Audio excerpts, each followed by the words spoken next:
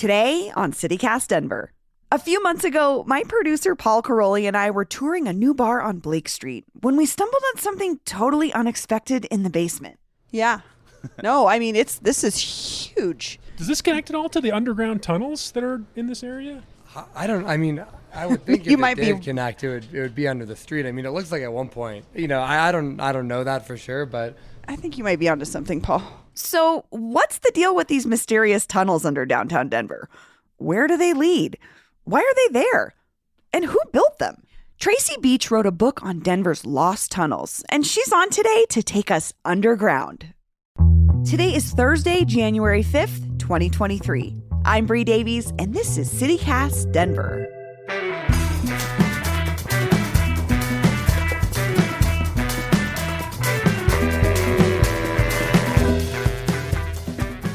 Tracy Beach, welcome to CityCast Denver. Hi. So, Tracy, I understand there are tunnels under downtown Denver. Can you start by telling me, where are they? Well, actually, there's a lot of tunnels that are underneath Denver. They go all around the downtown area. They were used for numerous things.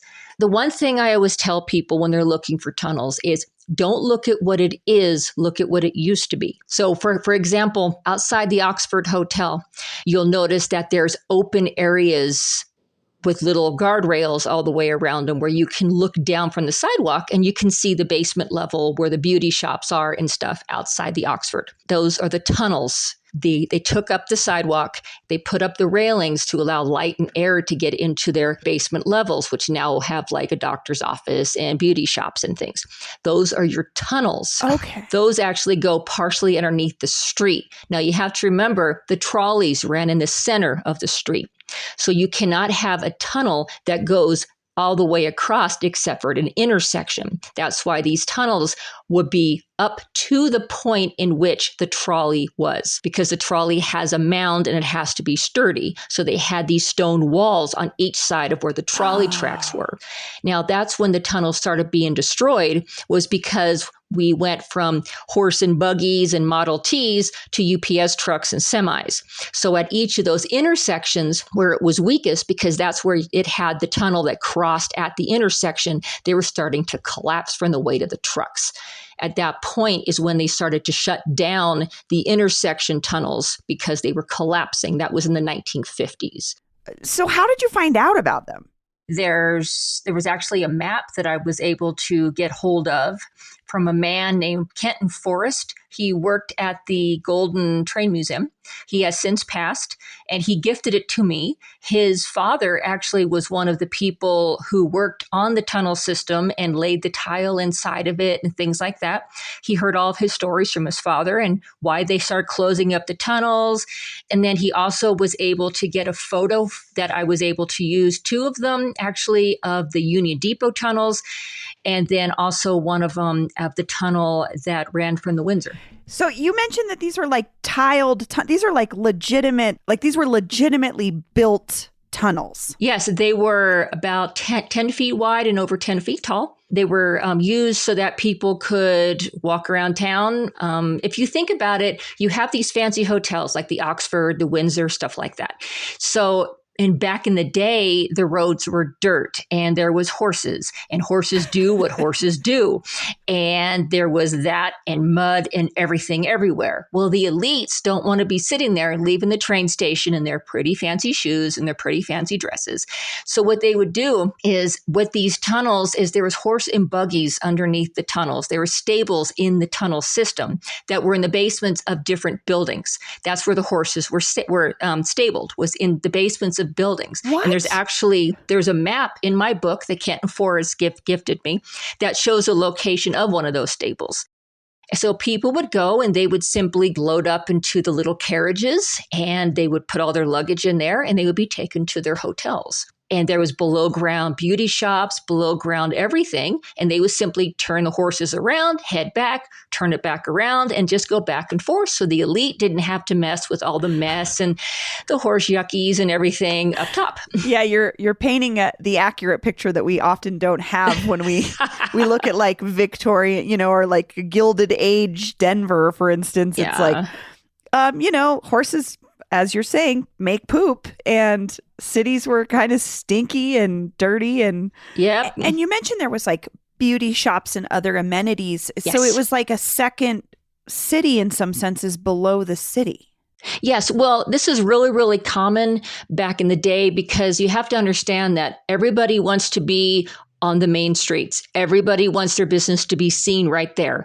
That's why in England is where it started really. And then when they came across the pond, they just brought it with them. So the one thing that they would do is, since everybody wanted to be on the main street, they simply would have the first floor, the second floor, and then they would go and have the basement level would be below ground shops. Then that way they would have stairs that would go down to these below ground shops. Then that way people could have more businesses on the main street. Okay. And then some of them where you would take the staircase down from the sidewalk, like you see in New York, staircase down, and then you would just walk all underneath the sidewalks and hit the different stores. Now, those stores were mainly commerce, shoe shops, grocery stores, barber shops, laundry, things like that. And then up on the main streets, you would have the fancy clothes, the fancy shoe shops, things like that.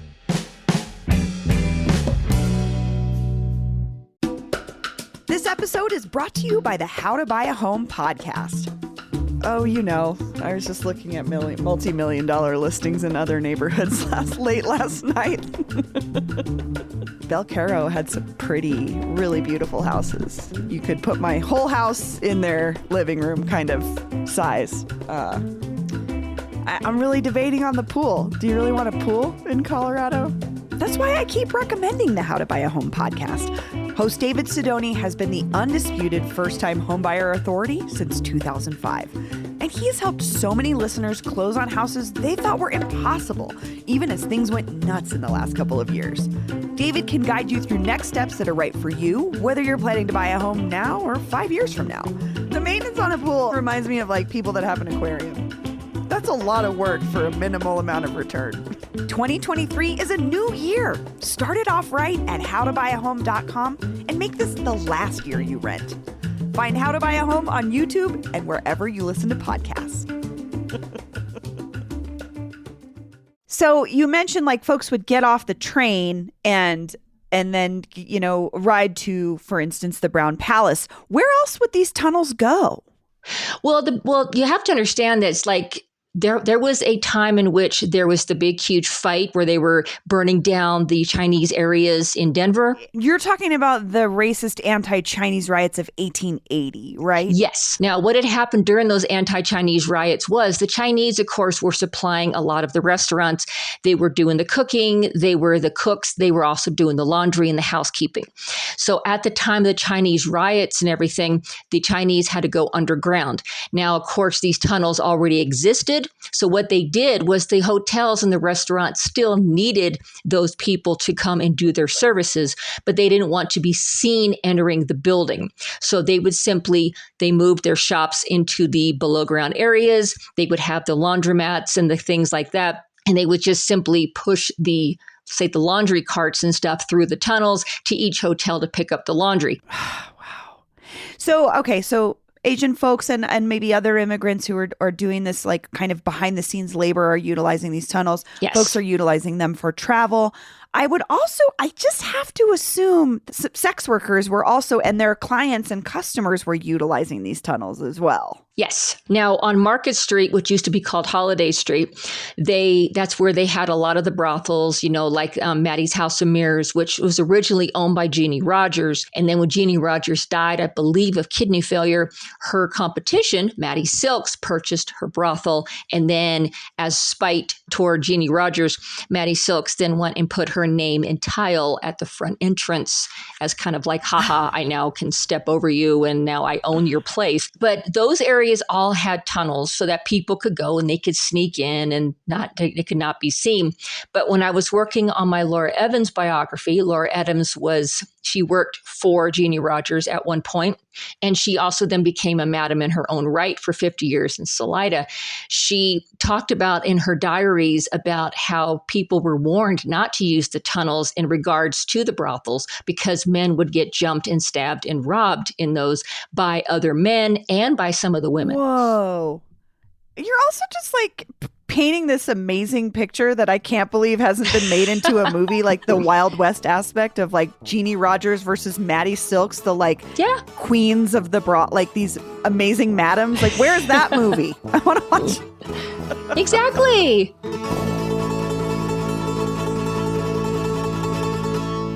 So one thing I wanted to ask you about is something that I noticed when we were in the basement of that bar downtown, or like these round glass, like skylight things. Yes. But you can also see them from the street. Right. If you look at some, like maybe where the steps are to a bar like this, there's little round glass pieces that are letting light in from up top. Yes. Basically. Are those things that we could see throughout Denver? Like downtown, are there spots where those little like miniature skylights are in the street?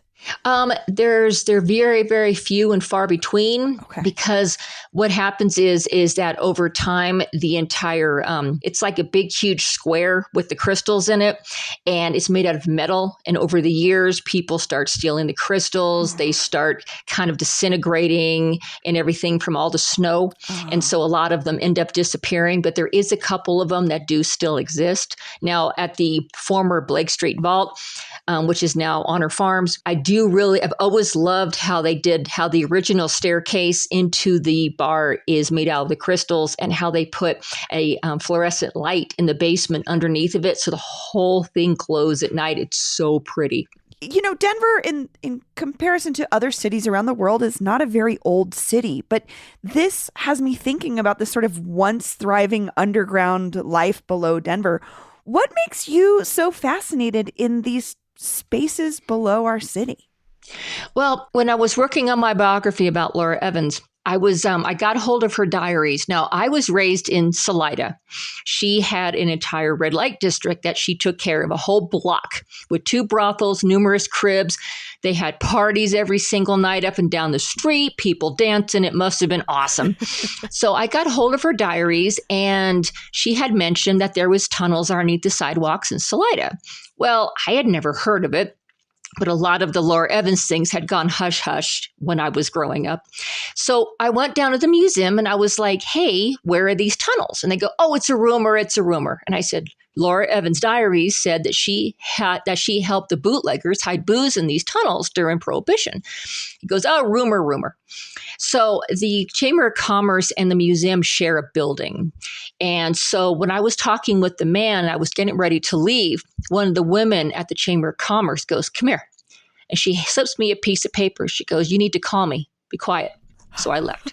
So I called her up that night, and she said, look, I know where there's one building that has an open tunnel. She says, you cannot use my name because me and my friends broke into the building to do a seance on Halloween night in the tunnel with a Ouija board.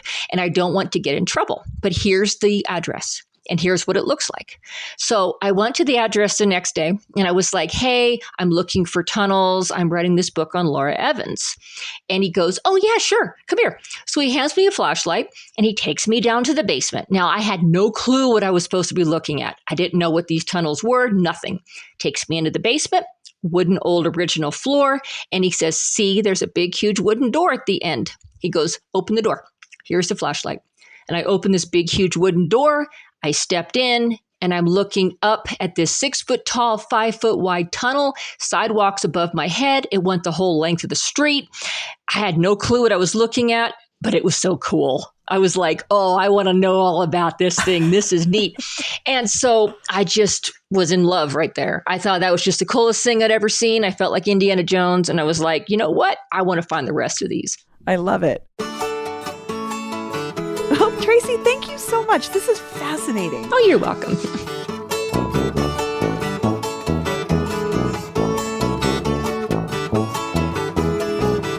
And here's what else Denverites are talking about. A beloved locally owned coffee shop on Welton Street has closed permanently. Coffee at the Point attracted a devoted following over the course of 13 years and 5 Points, but the pandemic and some bad business deals put owner Ryan Cobbins' shop on the ropes. It's a bittersweet moment, he told the Denver Post. Quote, my first baby wasn't even 1 yet when we first opened the coffee shop, and reflecting on that time has been amazing. For more from Ryan Cobbins on the challenges of running a business on Welton Street right now, I'm going to put a link to my interview with him from last year in our show notes. And finally, the state of Colorado launched a new missing Indigenous person alert system last week in an effort to address the disproportionately high number of missing person and homicide cases in our Indigenous community. CPR reports that activists pushed for years for a system like this, and that it was finally implemented after the state legislature passed a package of measures tackling the issue last year. It's unclear how often Denverites will be seeing these alerts on their phones, televisions, and social media. One alert has already gone out already, but a similar system launched in Washington state last year and has already yielded promising results. That's all for today here on CityCast Denver. If you enjoyed the show, why not take a minute to tell the ghost of Laura Evans about us? Rate the show wherever you get your podcasts and subscribe to our morning newsletter, Hey Denver, by texting Denver to 66866. We'll be back tomorrow morning with more news from around the city. Bye-bye.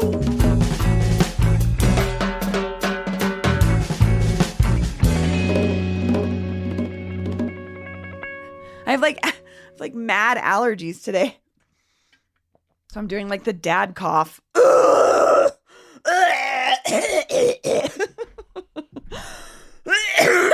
Okay.